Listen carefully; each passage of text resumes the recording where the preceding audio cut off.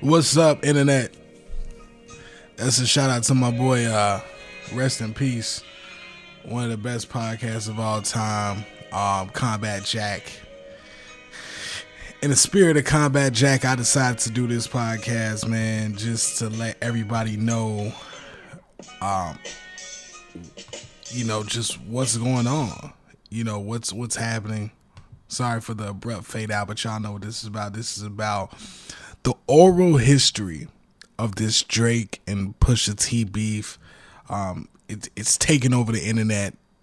It's everywhere. I'm going to try to explain this to you, this complex beef, as much as possible in as short as a time as possible, because I know people are like, I don't have time to talk about a rap beef. I don't have time to pay attention to what's been going on. So hopefully I can get this to you in a clear and concise manner on this Saturday morning.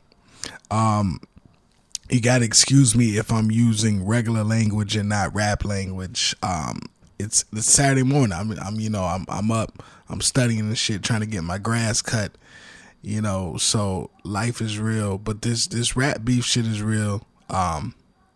In terms of the music. So let me just get that out the way. This is a rap beef. This beef is not going to lead to any violence, not going to lead to any shootings or even fights.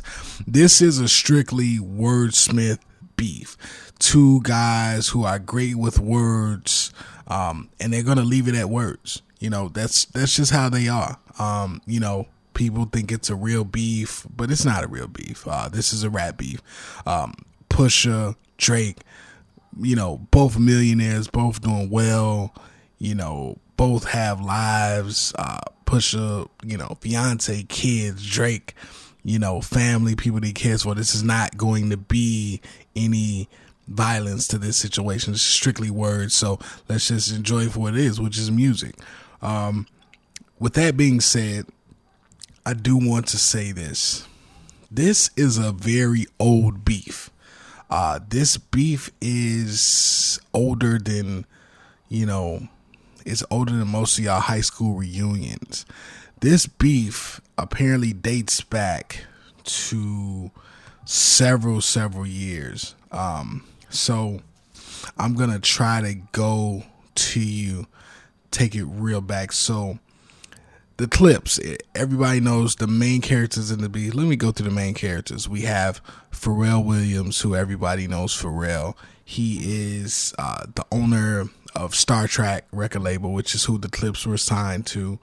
The clips, Pusha T and his brother Malice, now known as No Malice, were a group of a duo, one of the best rap duos ever. This we know, that's fact. Can't be disputed. The other principal figures in this, everybody knows them as well. We have Birdman, Brian Williams, Baby, Cash Money, one of the best shit talkers in the South, one of the best businessmen that rap has ever seen, regardless of him not paying people, regardless.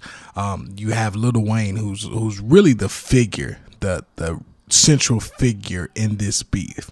And then, of course, you have Drake, who is actually the last person to report to this beef, which is why this is even comical. So this beef allegedly started, and not the beef, but the relationship apparently started between Pharrell. Pharrell, was always linked with the clips. He was always producing. Pharrell's been in music forever. We know he, was a instrumentalist in the Rump Shaker sessions. What was Rump Shaker? I believe 93 or 95. I feel like it may have even been before that. But we got the Twitter fingers. So Rump Shaker Rump Shaker by Rex and Effects was 92. Pharrell was a musician. Some say he was a producer on that, and he did not get proper credit as the producer.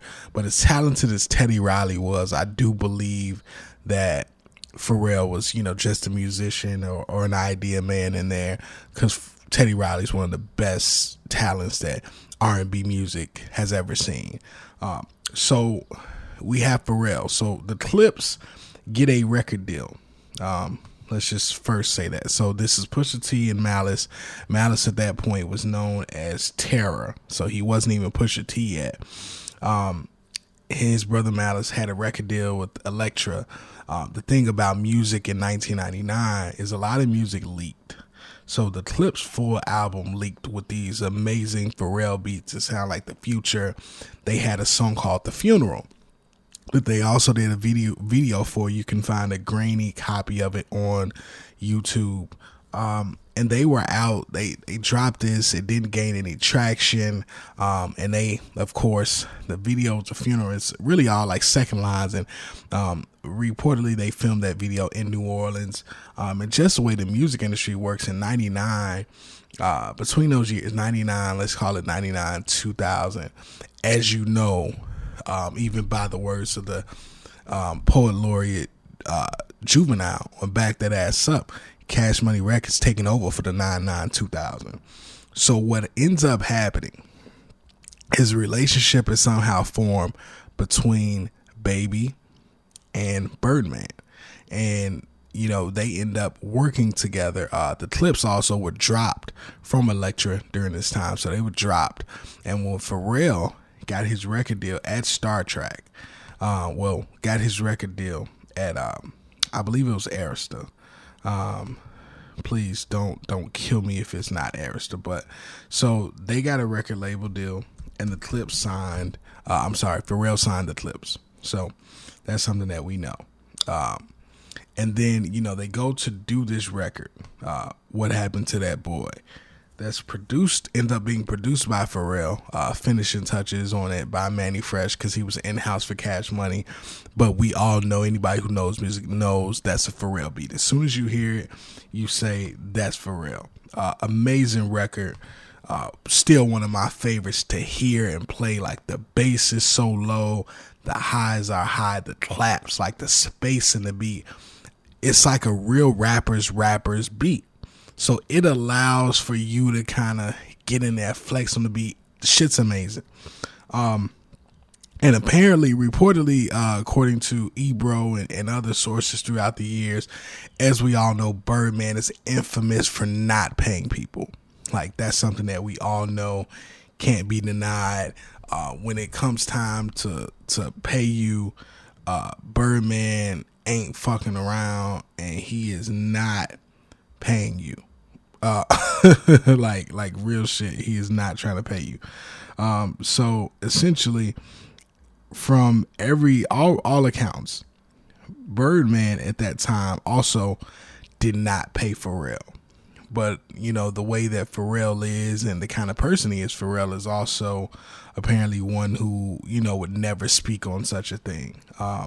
That's, you know, so Pharrell kind of, you know, put it in the past, hey, I work with you, kind of like, you know, how I like to do my shit. Like, you fuck me over, I'ma still, you know, I'm not gonna fuck with you again. In that regard. So, essentially, that's kind of what we have. So, mind you, this video is filmed in New Orleans. Everything, and with the public, we think everything is cool. So, you know, we'll never know, especially in the age of, you know, 2001, when What Happened to That Boy came out. We'll never know that Pharrell isn't paid. You know, this is something that's new, where producers can go to Twitter and say, hey, he didn't pay me. You know, back then you would have to go to a Vibe magazine, a Source, XXL, and it had to be a whole article. And, you know, at the time, I'm sure they didn't give a fuck about who was getting paid or who wasn't. So what ends up happening, this kind of festers. The Clips come out with an amazing album, Lord willing, and you know, just amazing records. Because like I said, the Clips is one of the best groups of all time, some of the best lyricists. I know, also, one side note, I know everybody paints Pusha T as this great lyricist from the Clips and things like that, but anybody who listened to the Clips like throughout the time will tell you that really, Malice, on that first album, Malice was the bull in the china shop. No bullshit. Malice was the bull in the china shop. Pusha T, of course, he's evolved into, you know, essentially most people who love rappers, which is a guy who just bars on bars, Pusha's definitely one of the best. But on that first album, Malice was he was the Michael Jordan. Pusha was the Scottie Pippen. And they both, which means they both had great performances. So now that we have that out the way, so Pharrell isn't paid, as close as the Clips were. Also, let me paint a caveat. Malice, anybody who knows, Malice eventually left the Clips.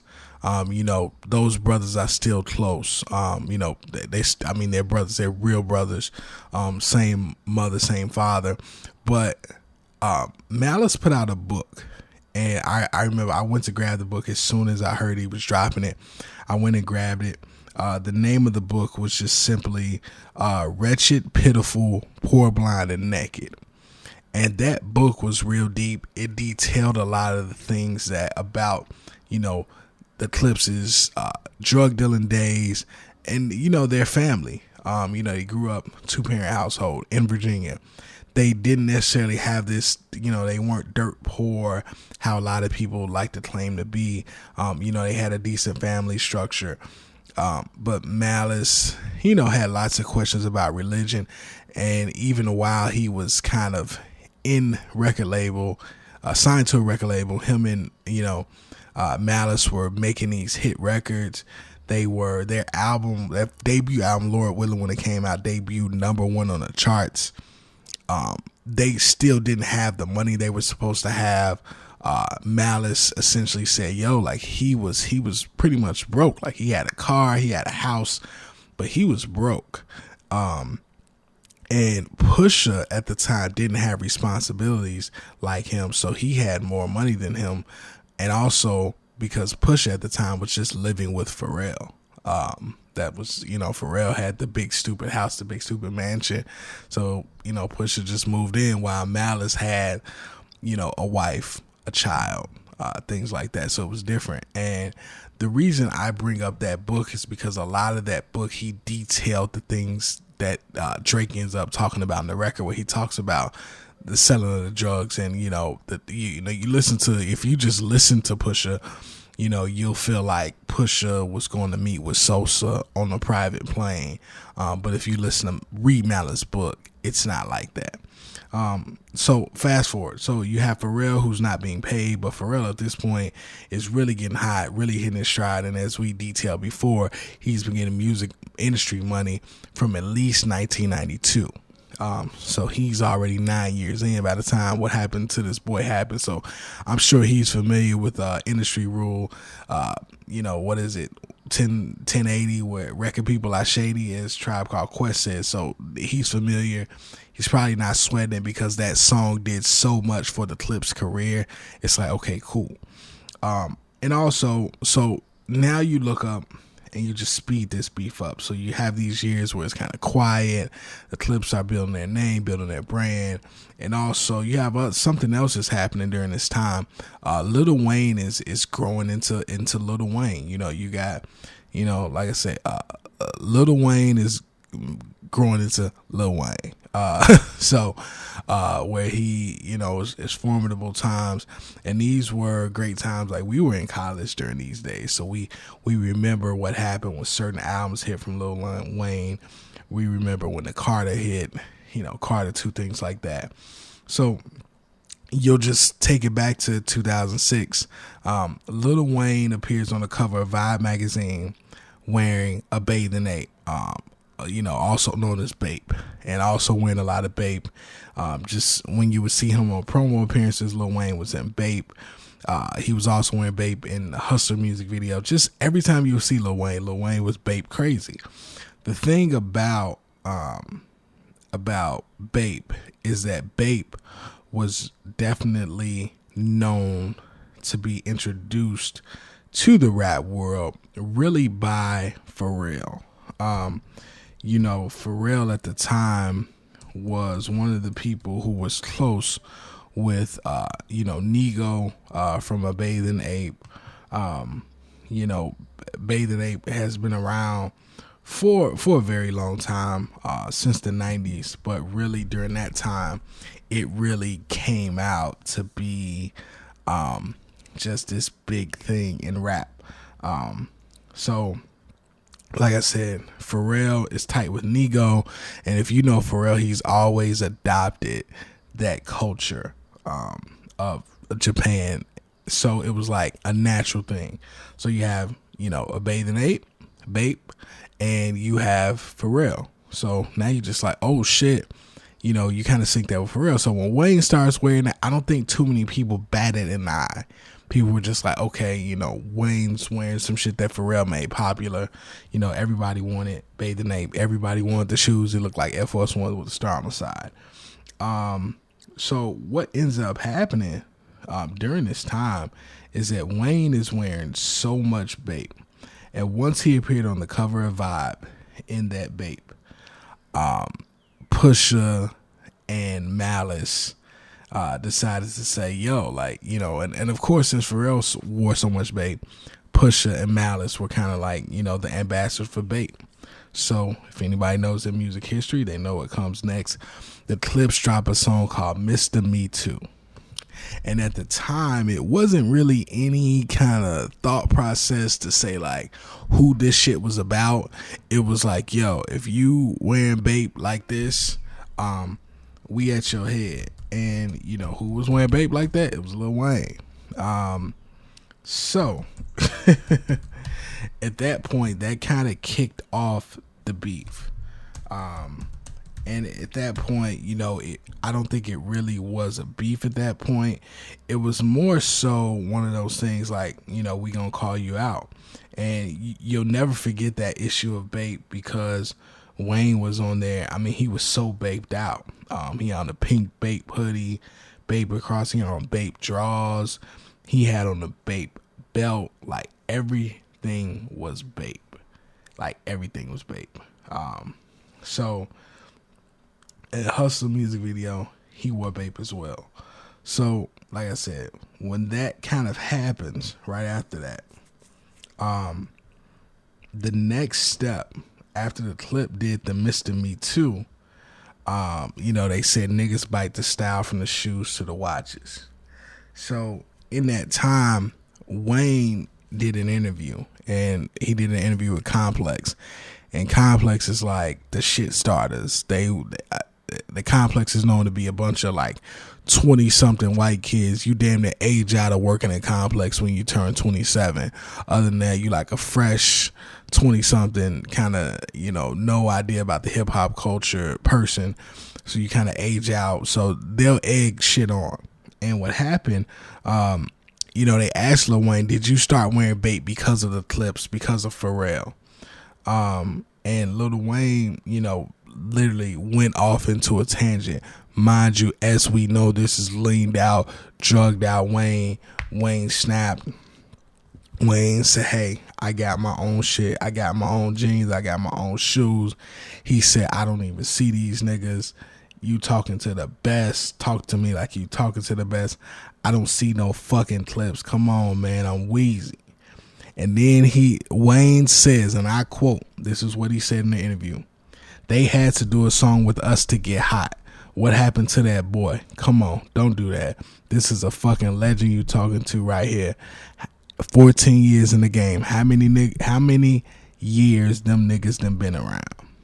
Now, mind you, this is 2006. So, after that, so he already said that about the Clips. How many years I've been around? He called himself a legend. He said, I've been here 14 years. His next statement in that same interview was, who the fuck is Pharrell?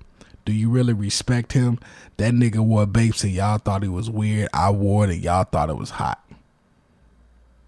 This is Wayne in full fucking goon mode. Okay? So, essentially Wayne went ham. So the Clips at this point are on the defense because the Clips are still, they still Virginia niggas. They still re-up gang. They still the same niggas that I know people saying, man, they didn't sell, dope. They didn't do this and that. But, they still men at the end of the day. And when you go to attack men, what happens? They respond. We react.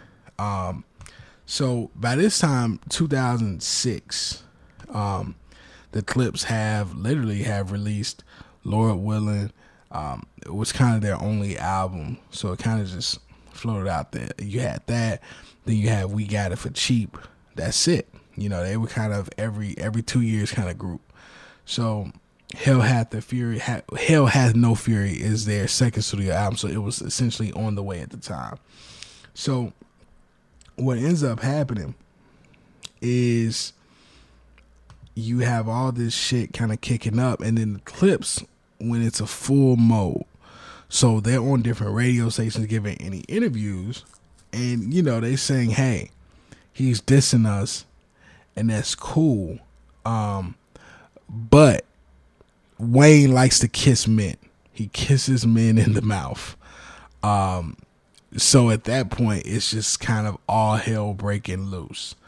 You know, it's like, you know, just shit started because as we all know, and the biggest industry joke, you know, Wayne and Baby were kissing in the mouth. So at that point, it was like, yo, the Clips were like, yo, he kissed men in the mouth.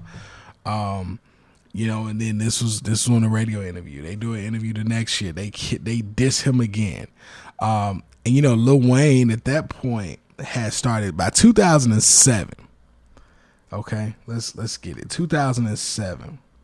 Lil Wayne at that point was saying that he was the best rapper alive. So this we know, right? So we remember that. We remember it clearly. I know most people, we heard it and we were like, man, what the fuck is this nigga talking about? Did Jay-Z die? Like, what happened, right? Because by 2007, you know, we had the Carter 2. And I feel like after the Carter 2, that was really the best birth of the best rapper alive statements. And, you know, granted, Wayne was on a tear like we hadn't really seen. The Carter 2, like Father Like Son was out. You know, we get that. There was also, you know, all the Squad Up mixtapes, all of that, the Drought, all of those things were already out. Dedication 2, those things were already out. So at this point, Lil Wayne had taken to calling himself the best rapper alive. So when the Clips were asked about that, Malice, who, like I said, was the bull in the china shop on the first album, says, if you wobbledy, you can't be a legend. I paused for dramatic effect. Right there, that was the shit. So after that, he's like, you can't, Pusha T says, you can't kiss other men, you can't wobbledy, and you can't bite styles. You can't bite everybody's styles. You can't try to rap like Jay-Z, dress like the Clips, become a coke dealer after 5 albums, and now dress like Jim Jones. You can't do all that and be a legend. You have to be a trendsetter, and he ain't setting any trends. Woo! So at that point, okay, you know,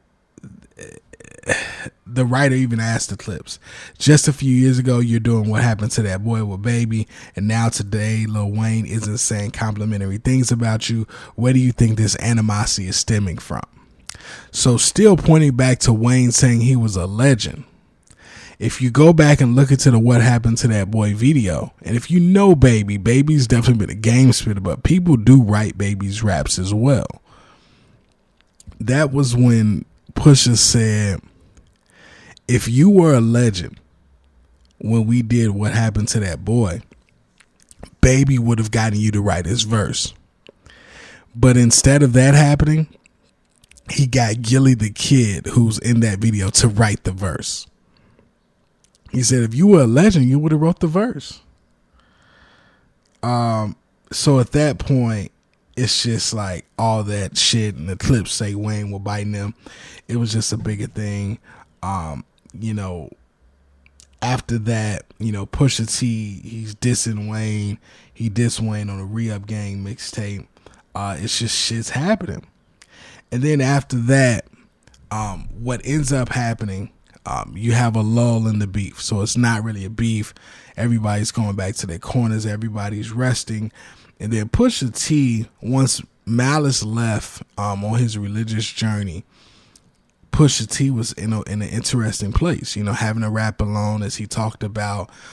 He even has a song on a mixtape that he has where it's called, I forgot the name of that mixtape, but one of the last songs is called Alone in Vegas, where he's like, I write this alone in Vegas. But on that mixtape, there's a song called Open Your Eyes. And it's a dope video. Pusha T's rapping. It's kind of like real, like kind of avant-garde style, whatever you want to call it. And at the end, he says, free Weezy. This was when Wayne was locked up. So Wayne went to Rikers for a year with the gun, as you all know. Pusha says, free Weezy.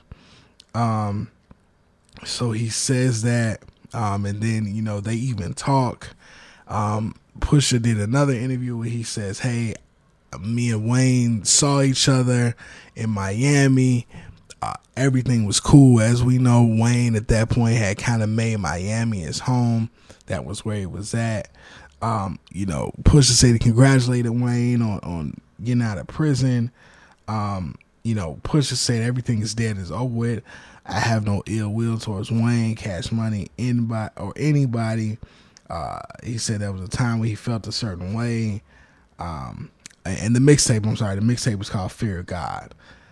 He said he doesn't even like speaking on it. He said, he had free Weezy. Congratulations, he was cool. But just when you kind of thought that beef was over with, and done, for some reason, unbeknownst to anybody outside of Pusha T, Pusha T pops up with the song called Exodus. Exodus 23:1. The song it's on YouTube. It's a video. So like I said, it's called Exodus, Pusha T Exodus 23:1. I know it's lots of speculations on why the song came out. Did it come out because Pusha T was like lost in music? Was it a space where he just didn't know what to do? What was next week? Like, we don't know. Only Pusha knows why the record came out. But I don't think anybody give a fuck because the record was cold. The record was dope as hell. Like I said, Pusha T Exodus 23:1. So shortly after the song was released, the song contains like dope ass lyrics. And if y'all give me 1 second, I gotta pull up some of the shit, because essentially what happened on the song is that he kind of went in like super hard. And of course this is Pusha. And just to kind of give you some real background. So like I said, the song is Exodus 23:1. And that verse in that Bible verse says, you shall not spread a false report. You shall not join hands with the wicked man to be a malicious witness. Okay. So you got that. So now that we have that, now we can get on to the rap shit. Pusha T on this song he took aim at everybody. So it's Pusha T, The Dream on the hook. So kind of out of nowhere, like, Pusha kicks off the song saying beef is like a well-served, beef is best served like steak. Well done. Get a gun in your face, bitch nigga. He's talking about beef. So it's a play on the beef hook from Biggie, Life After Death album. So it's definitely a play on that. And then that's when Pusha T comes in. I mean, not Pusha T, but The Dream comes in and he sings, them niggas ain't dying for you. Throw that flag up, running around, you hot shit, thinking you hot shit, and taking half of what you get. This song was really aimed at Lil Wayne. This was a time that Lil Wayne had, morphed from the bake-wearing nigga. And at this point, that was when Wayne was a blood. And if y'all know anything, y'all remember these times when Wayne was real dead set hard on repping that blood flag. This was a trying time for a lot of us Wayne fans, but we remember it. Wayne was out there in Cali. He was out there in Cali with all the Bloods. Like he was with J Rock from TDE, like all them niggas. Like Wayne was out there. And whether he was paying to be a Blood or whatever, Birdman, all of a sudden they popped out of nowhere and they was Bloods. Which I think led to many other issues because they also end up having issues with Jay Prince. And one thing, if you know, a lot of Jay Prince himself has never been called a gang member, but people have always linked Jay Prince to being with the Southside Crips. So you gotta think about that. It's real crazy shit how intertwined gangs are with rap. But anywho, Pusha's going at Wayne hard on this record. And in terms of going with Wayne, he was telling him his contract was all fucked up. You ain't got no money. The crazy part is part of this was kind of like just that time where Pusha had some bars and those bars went at Drake. Whether it was inadvertent or not, we don't know. I feel like the way Pusha raps, it was kind of like collateral damage. Like I've already touched up your boss. I've called your boss's boss gay.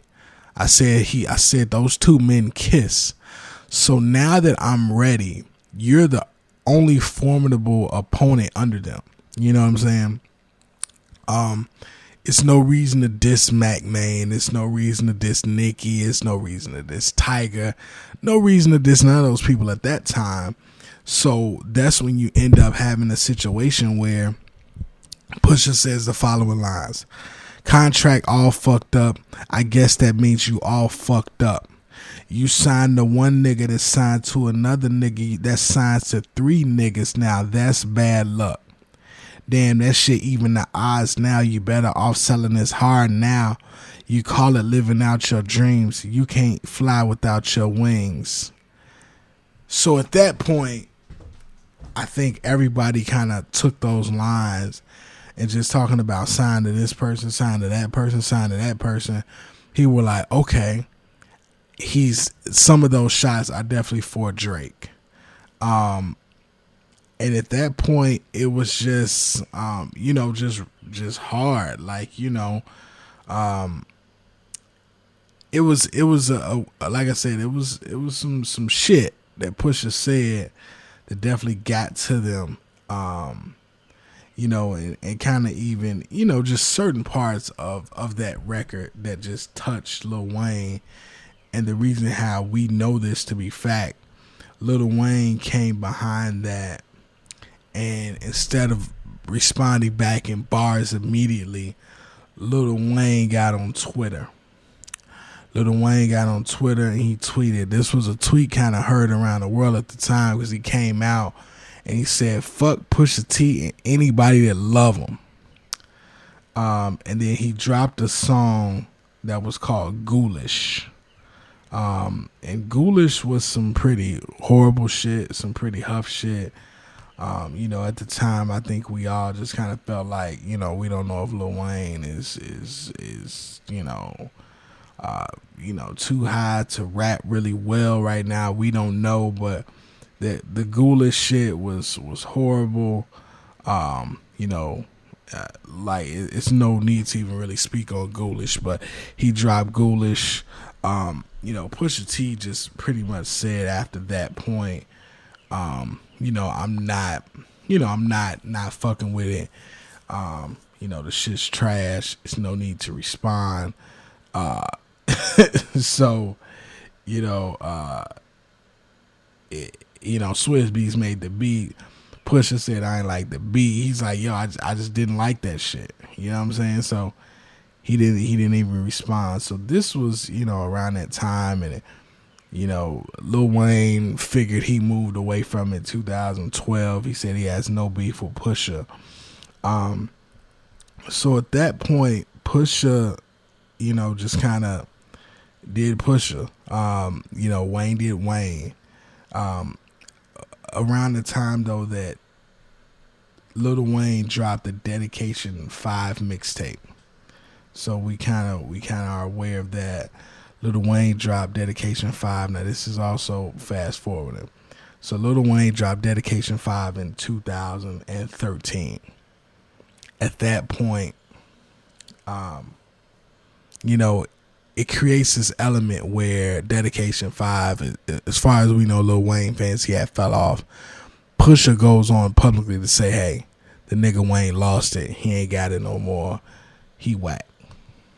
So at that point, it's like no need for Pusha to respond or say anything to Wayne, because even to this day, we all still rest on that same laurel of, you know, Wayne ain't got it. He lost it. So at that point, he takes it from Drake. The one thing we know about Drake and bars, so, you know, we'll put in Drake, you know, rewind back, of course, Drake, Young Money, you'll give him the 2009 time frame. So, you know, Drake has always, in his own way, thrown definitely subliminal bars.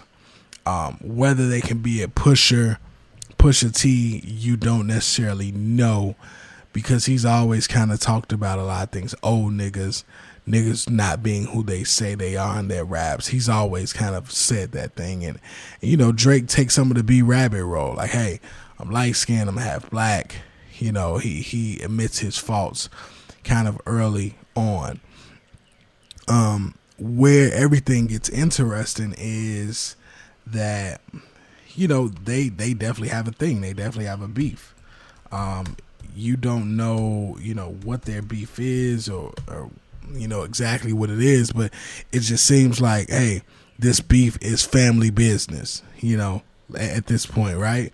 So, you know, you fast forward and they threw shots, you know, all these, we don't know if this song is for this person. We don't know if this song is for that person. So it would be kind of like bars, which is kind of like, you know, how a lot of things end up, how a lot of beefs end up. You have like a couple bars for this person, a couple bars for that. Kind of like, you know, when Kendrick said niggas had a ghostwriter, what the fuck happened? But it's not a complete song. The whole song is about something else. So essentially you can let it go. What ends up happening, Drake ends up finally addressing Pusha T's kind of bars, his jabs, as you call it, because I think for a long time the thought process was Drake don't want it with Pusha, and that was the longest kind of running joke. Drake don't want it with Pusha. Even after Drake, you know, and Meek Mill had their moment, it was like, well, Drake don't want it with Pusha, Drake don't want it with Kendrick. That was always the running theme. So, you know, now we get to this point where all these things are happening, and around the 2016, which is, you know, interesting time for Drake, we had the, you know, all kinds of things coming. But when we look up and we see the more life around that time, Drake's releasing these songs. He's got Sneaking, he's got all kinds of things coming out, and so he drops a song that's kind of interesting, I want to say enigmatic amongst his fans. It's called Two Birds, One Stone. And this was the first time that Drake, that you can really pinpoint and pull out and say, okay, this song is about Drake. I mean, this song is about Pusha from Drake. It was a good record. It was dope. Drake essentially went at Kid Cudi and Pusha at the same time, because Cudi had dissed him. As we all know, Drake and Kanye have this weird rocky relationship, because, you know, Kanye produced his Best I Ever Had video. As we know, that video, I think, was pulled from networks, a lot of TV shows, after a couple days or maybe a week, because the way it objectified women and their titties. Essentially, Kanye directed that video and had the girls dressing in 2009, 2010, the same way he had the girls dressing in his fashion show. It was just kind of a weird video with a hard focus on titties. They might even took it off the internet. It was so bad. So Drake and Kanye had this weird relationship.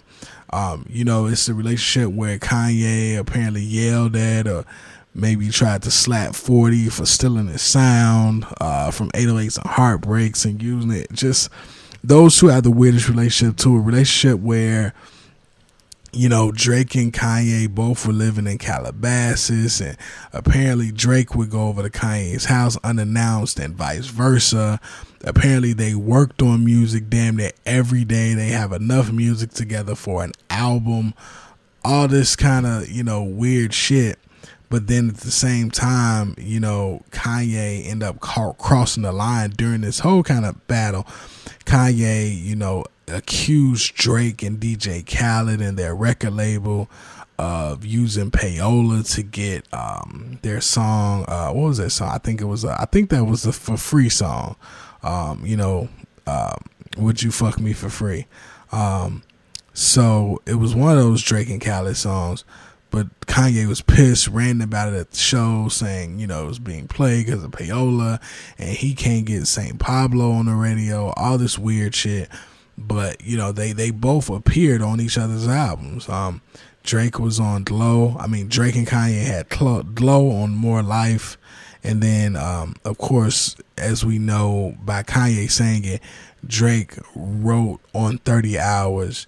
Drake also wrote on Facts. Drake also wrote on Father Stretch My Hands. So with all that being said, Drake in 2016 dropped that song, Two Birds, One Stone. You know, and I really feel this was a frustrating record because Pusha, you know, just kept throwing those jabs. But Pusha wouldn't say Drake names. He would actually show Drake respect, but he would kind of say it like he's good, but trying to paint Drake as a pop artist. You know, so, and also another caveat to this. I hate to stop, but one thing Drake has always been open about, and there's MTV clips about this, I think from a show called When I Was 17, Drake has always been a huge Clips fan. Huge Clips fan. There's a story about him buying a Pusha T mic off eBay from some random person. Apparently it was like a plastic mic with a signature on it that they say Pusha T signed. Like it was weird. So Drake took Two Birds, One Stone in 2016 to talk about different things. Talk about the label drama, about how they can't release Carter 5. So, you know, Meek got it, Pusha got it, Kid Cudi got it. You know, it was weird. So, you know, part of the double entendre in the title, you know, the song was called Two Birds, One Stone, but it was also about, you know, two birds, two drug dealers, Meek and Pusha, and one stoner, Kid Cudi.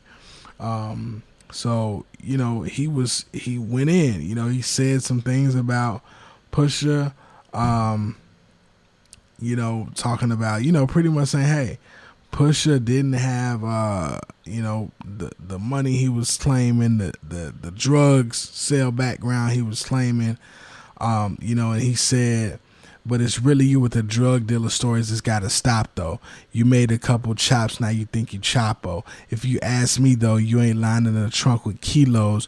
You bagging weed, watching Pacino with all your niggas like, this what we need to be on, but you never went live. You the middleman in this shit, boy. You never was them guys. I can tell because I look at you dead in your eyes, and you'll be trying to sell that story for the rest of your lives. Can't show us where the cash is. Me, I don't budge. I'm just going off what the math is. Numbers inflated. So yeah, touch Pusha up real nice, real nice right there. You know, it's just kind of one of those things where, like I said, he's questioning that background. So Pusha, you know, essentially from that point, 2016, he did not respond. He said nothing. He just, you know, he was just Pusha, you know, just kind of existing. He has some stuff that he put out, but nothing directly addressed that. And then, as we know, those clips surfaced this week where we saw Pusha rapping at what looked like a small release party. Pusha, you know, Pharrell on his side, switched beats to Pharrell's right, and they just playing these songs and going off.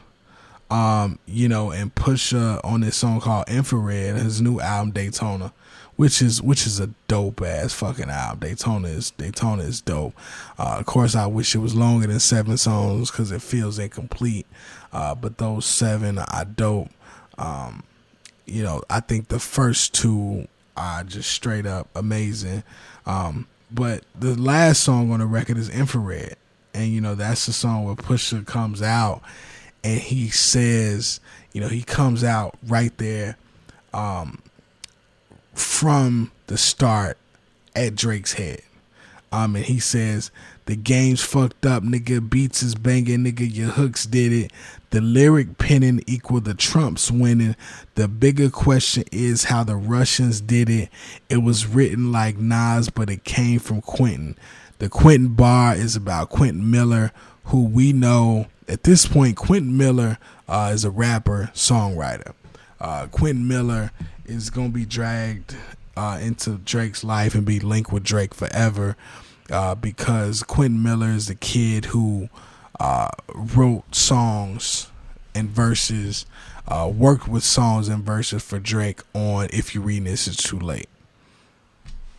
That's something that we know. So we know that Meek Mill brought that to light. Apparently that's why Meek beefed with Drake, because he heard this and he was up in arms, and he had the reference tracks, and that was the start of Meek's demise. But so yeah, that's who Pusha's talking about. He's talking about Quentin Miller. He's saying, and then he goes on to say, at the mercy of a game where the culture's missing, when the CEO's blinded by the glow is different. Believe in myself and the Coles and Kendricks. Let the sock puppets play in their roles and gimmick shit. So yeah,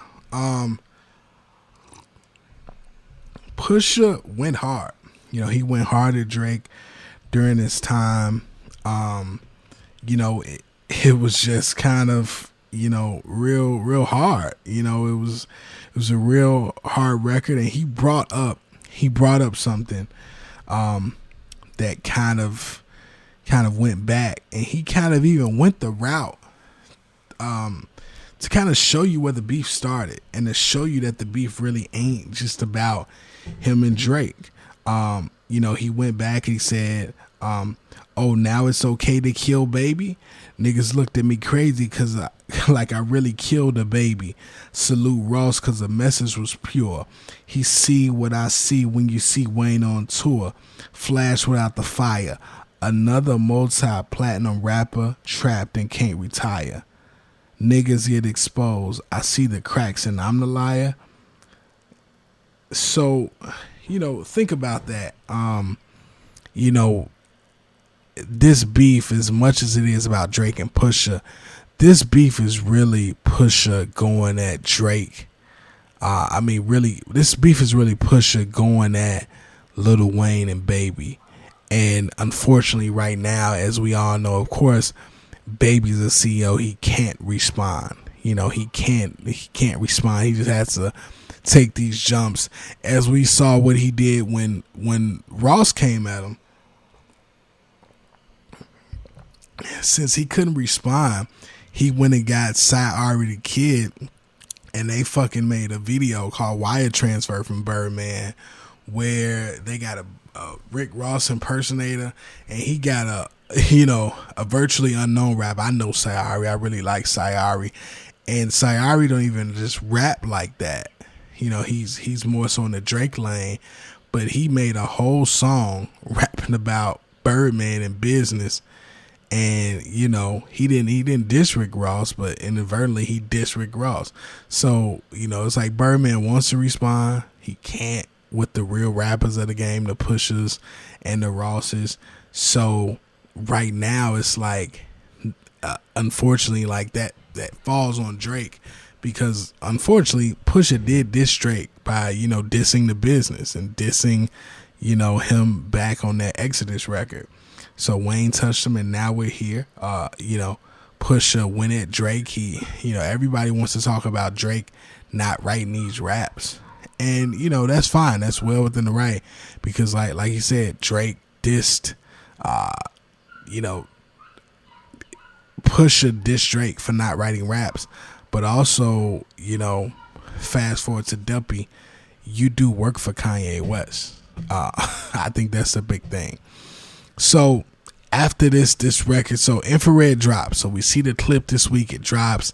The album dropped Thursday night. It hits all the streaming services Thursday night, 11 p.m. I'm Central Time. So on the East Coast at midnight, it hits.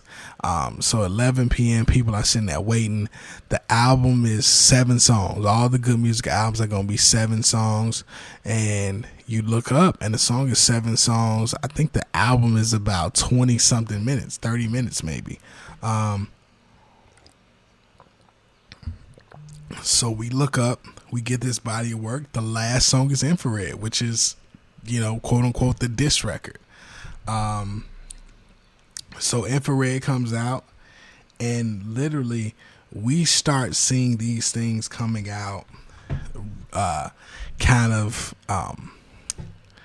instances that this record was coming out so fast that it was ridiculous. The album was out by, 11, like I said, 11 Central Time. I don't know where the fuck Drake is at, if he's in Toronto, in LA, in Miami, we don't know. But by, I want to say, the next day, we see messages, we see screenshots from people, and there's a guy on the internet by the name of Mr. Morgan. And apparently Mr. Morgan works for OVO. And he gets a text from Noah. So that's 40. 40 is Drake's producer. And apparently OVO was kind of in a scramble. And they calling people, just going crazy. And apparently he sends a message at 8:23 a.m., which is, 8-9 hours later. He's like, what happened? Noel hit me at 5 a.m.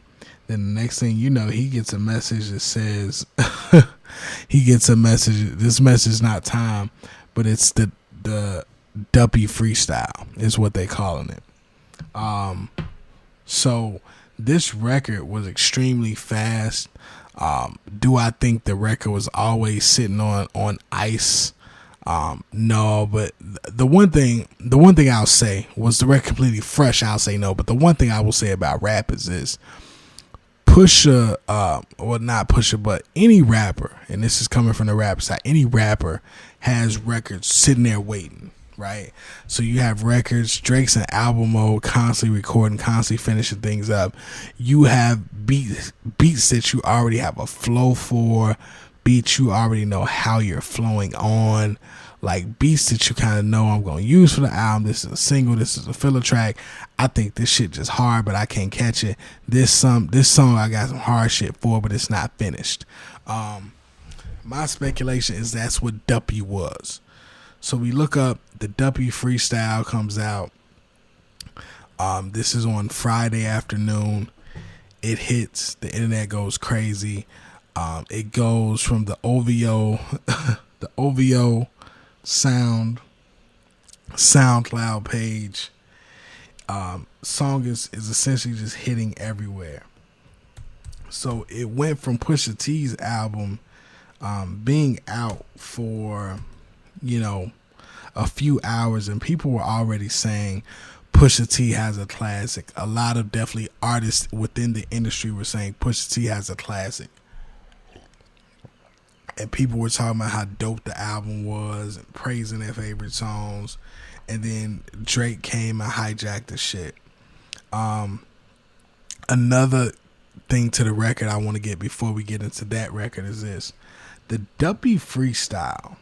One thing about the Duppy freestyle that's crazy is that the drums used in the beat, and I know people, will kind of fan the flame and act like the drums are not important. Boy Wonder produced this beat. Boy Wonder in this beat used the same drums, and I know people are gonna be like, how the fuck you know it's the same drums? Listen, anybody that's ever chopped up samples or has a drum library knows this. So this was also confirmed by several other people. Those are the same drums that Kanye used in Selfish. They're from the same original record. So he used the same drums from Selfish in this beat, right? Drake kicks off the record, and let me start off by saying this. I don't think you'll see anything or anyone maybe more calculated in rap. And the reason I say that is because rap is a real, it's artists. Everybody's artist. It's emotional, that we know. So, even just calling the song Duppy, Duppy is a, word from Jamaican origin meaning ghost or spirit. But that definition is cool, but I'm more so in tune with the music definition. Duppy has been used in music by this. Bob Marley, who, as we know, is one of Drake's big influences. If you go back, there are definitely songs that Drake has. He had a run in 2012, and one of his singles featured like a lot of speech by Bob Marley talking about the feeling of music. So after Bob Marley wrote a song called My Cup, Bob Marley complained that he was too successful and he was being plagued by hangers-on and leeches, referring to them as Duppy, basically saying they were human vampires or scroungers. So at that point, Lee Scratch Perry tells Bob Marley, "We are Duppy conquerors." Bob Marley then wrote the song Duppy Conqueror. And then Duppy is also referenced in the song as Mr. Brown. So at that point, a lot of other artists in reggae and Jamaica have used that same term. Duppy Gun, Duppy Gunman, and just all kinds of things like that, where people refer to just Duppies as being just leeches, vampires, just all kinds of shit like that, pretty much. So even just the fact that Drake took this song, named it Duppy, and pretty much is like, I think like you're a vampire, you're a leech, you're a hanger on, like that's what you are. There's something to be said for that. Drake also starts out the song by saying something here that's kind of interesting because I feel like it's a shot at Rihanna, low key, right? Because if you know, Rihanna came out recently and she said that her and Drake are not really friends. They don't have a friendship. They're not on speaking terms. Which is a surprise because, as we know, on the latest Drake, Raps project, he referenced Rihanna like first name, like Robin and things like that. And, and Rihanna has a tweet that we go back and she just had tweets the audacity. And Drake starts off the song, the nerve, the audacity. If you know, that's currently a trending topic on Twitter, the audacity. And Drake came out the gate swinging after that. Like swinging, ain't no hook to this shit. A lot of people say they don't like it because the beat's too jazzy. I get it. Yeah. I think everybody just confused by trap drums right now. They want everything to be trap or up tempo. They don't even know how to when like a nigga just sit back and just tear into you with the bars. People be confused because they so used to the beat working for these niggas instead of the actual bars working for these niggas. So right now, Drake came out and he says, "Yo, if you wanna come at me for working with Quentin Miller on a couple of verses, what do you think of the nigga that's making your beats?" Which is true. Kanye uses writers. Kanye admits to using writers. Kanye has also told you in the same voice that he's been the best rapper alive. Like, he said both of those statements. How do they go together? I don't know, but people don't take anything away from Kanye for doing that. But Drake, came out and said, hey, if everybody wants to make fun of me, or you want to come at me for working with Quentin Miller, what do you think of the nigga over here? And I think the bars that really set it off: I've done things for him that I thought he never would need. Father had to stretch his hands out and get it from me. I pop style for 30 hours and let him repeat. Now you popping up with jokes, I'm dead, I'm asleep. I just left from over by y'all putting pen to the sheets. Tired of sitting quiet and helping my enemies eat. A lot of people like, well, what exactly does he mean? So I'm gonna break this down the quickest way. Drake is definitely a songwriter, and he writes songs for other people. This is known. He's written for some of everybody. In terms of whether it be a hook, whether it be a few bars, or a concept, whatever. That's Drake. He's a songwriter. He's written for Alicia Keys, lots of people. He's got Grammys and several ASCAP awards for the shit. So for Kanye, when Kanye was working on The Life of Pablo, like I said before, Drake's voice is not on The Life of Pablo, but he definitely did receive writing credit for the song Facts. He received writing credit for 30 Hours. And Drake said himself that Drake and Future would just come by at his house and work with him on music, and they would just write songs.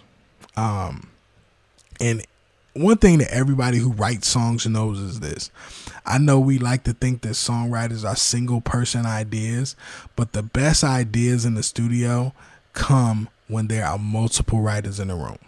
And that's not to say, it's a save face for Drake. That's for everybody. For Kanye, I think that's why Kanye's work is so good, because he talks to other people, communicates with them, has people in the studio, and they make great music. But fuck all that, because right now Drake's like, yo, Pusha, if you want to come at me for working with Quentin Miller, you need to shut the fuck up and realize I wrote some shit for your boss. So he wrote, part of 30 Hours. He wrote part of Facts. And also Kanye tweeted this and said, hey, Drake did work with me on Father, Stretch My Hands, but not enough to get an album and a writing credit. So, at that point, literally, he just goes hard. And the thing is, Drake is naming so many names on this record, and like shit that you have to be privy to. One of the things he even says in the record that I think throws people off, is that, and also another portion of this, Drake says in this record, I just left from over by y'all putting pen to the sheets.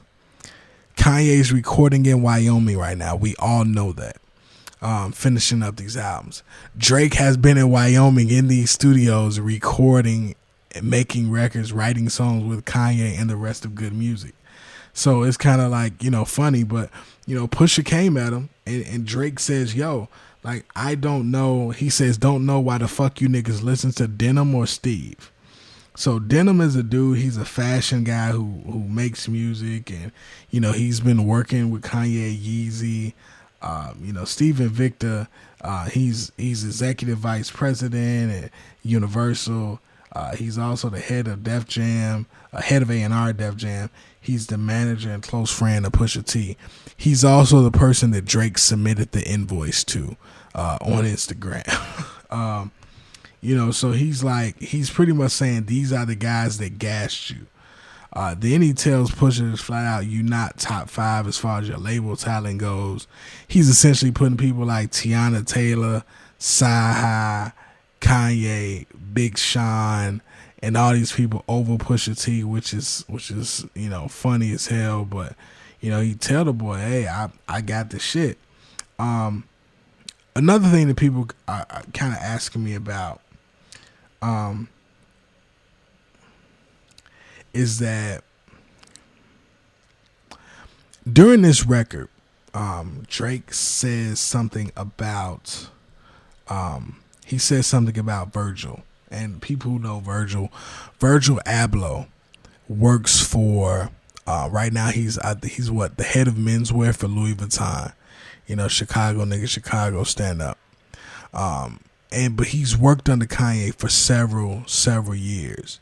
And the kind of thing about that is that a lot of people have been saying, the kind of, you know, mumblings around the industry is that Kanye, or that Virgil is now getting all the jobs that Kanye wanted. You know, they saying Kanye wanted to be head of menswear for Louis Vuitton, which is now Virgil's job. You know, Virgil has a place that actually has stores. So he has Off-White, which is wildly successful with their $400 ass t-shirts and $700 jeans. And, you know, they take, you know, their partnership with Nike is crazy. I believe Off-White has about 5 stores. You know, so Virgil has a lot of opportunities. He's done, you know, mashups and collaborations with all kinds of companies, and people are saying, hey, this is the shit that Kanye wanted. But there's also been rumblings from the Charlemagne interview, and also another interview that Kanye had with a guy named Axel on the Hollywood Reporter, saying that, yo, you've been holding, you know, the kind of notion is you've been holding Virgil back. You know, so Drake kind of pinpoints that, like, yo, you know, I think you've been holding Virgil back. You know, and then, you know, so a lot of these shots in this song are really hitting Kanye hard. But then one of the things that he does go back to is that he goes back to Pusha, because Pusha raps about the coke. And one thing I always say, a lot of these niggas rapping about dope are lying. And once you have real, you know, intimate knowledge about dope, how the dope game works, how the coke game works, when you hear like Jay-Z talking about losing, what Jay-Z say, he lost 80 some bricks, and you hear that and you think about Jay-Z in 96 or whatever year, and you think about him, and you think about anybody in the world losing that amount of bricks, and you think they're probably a dead man, you know, unless they have millions of dollars just laying around. You know, and fast forward to this, you know, Drake is like, yo, like, your brother, which is an interview Malice had, so it's you know, kind of, I know this from reading the book, and this is also from a Vlad interview where Malice says, and this interview was just last year, Malice says, hey, you know, I wasn't selling dope first. It was my cousins. And then after that, I sold dope. And then after I sold dope, he didn't let Pusha sell dope. He went off to the military. And then once he came back, he saw that that's what Pusha was on. You know, and then he also kind of jabs at them with a Clips line and said, there's no malice in your heart. You're an approachable dude. Then he tells them, hey, you wasn't selling dope in the hood like that. You were selling it to college kids. You know, and you act like you were selling for Escobar in the 80s. You know, and then Drake even brings that back to talk about, you know, the microphone that he purchased from eBay from $200, that, you know, he purchased the microphone from eBay for $200 that Pusha T had signed. And then he says, you know, the signature's fading, and that's what's happening with your career. Man. So he's just coming hard. Whole record just hard shit. He talks about, you know, Quentin and saving Quentin's life, you know, taking Quentin out the Kroger. It's just really like, you know, a hard record by Drake. He tells Pusha, yo, you know, don't talk to me until you're selling the multi-millions. And he ends it by saying, tell Ye we got an invoice coming for you, considering we just sold another 20 for you. Telling him, hey, we just sold another 20,000 records by giving you this attention. But here's the real cherry on the top, which makes this whole beef interesting. Pusha T has a fiance, um, and this is the time that's interesting because Pusha T has a girlfriend. She's been his girlfriend a long time. Um, where he says, Pusha T has a girlfriend. Her name is Virginia Williams, and Drake says, "I told you keep playing with my name, and I'ma let it ring on you like Virginia Williams." Now everybody heard that and was like, "What? What's happening?" But Pusha T is Virginia's girlfriend, who he recently got engaged to in 2017. So Drake touched him up real nice right there. Like I said, these are just bars. But one thing that hit him was, in Toronto, the term "ring on you," let it ring on you, and that's rap period. But in Toronto, that also means shoot at you. So he hit this nigga so hard. After this record dropped, the internet went crazy. Everybody went crazy. You know, everybody's giving Pusha to today to respond. What I think is so interesting is this. I don't expect a response today. For one, because Pusha doesn't like the studio. Pusha's not just that kind of person. People saying that Drake had this song ready. Drake mentions the record. Drake mentions the diss record on Pusha T's album. And, so I don't know what to tell you. I don't know if he heard it early when he was over there in Wyoming. I doubt that. I just think the boy had the pen ready. He probably I think he heard the diss record, heard that diss when he was, when those videos hit the internet 2 days ago, and he just manned up and got ready to start writing in. So, I don't think Pusha's got anything coming now. The interesting part after this, Pusha T actually tweeted a link to Drake's record. He retweeted a link to the record and said, "Send the invoice to the extra 20." As we all know, with the meme heard around the world, Drake had his people, his Photoshop people, make a good copy of an invoice. Which I think is funny as hell, because after that, people drew a fake invoice up from YMCMB to Cash Money Records for Lil Wayne. So that's it. This is where we are in all of this beef. I think the next things we're going to see is this. I don't think we're going to get a record from Pusha T this weekend. It's just not really in it. Not really in the cards. I don't think Pusha T woke up today like, let me go to the studio and make a record. I don't think he's going to wake up tomorrow or Monday with that energy. I think Pusha T's going to let this sit and chill. He's going to let his first week sales numbers come out, and he's just going to be like resting up. Like, he's going to be chilling. And that's that. And I think what we'll really see is the good music people have albums coming. So do we know what's going to happen? Kanye West's album is coming. I think Kanye's supposed to come June 1st? I think Kanye supposed to come June 1st, if I'm not mistaken. I think after that we have so Kanye's album is supposed to come Friday, 7 songs. Then the week after that, Kanye and Kid Cudi. So right there we got 2 records. So I think they're gonna stick to that. So we gonna have, essentially 14 new songs from Kanye West over the next 2 weeks. Do we know if anything comes from Pusha? I don't know, but to be honest, I'm not expecting a response. Pusha took 2 years to respond to Drake's Two Birds, One Stone.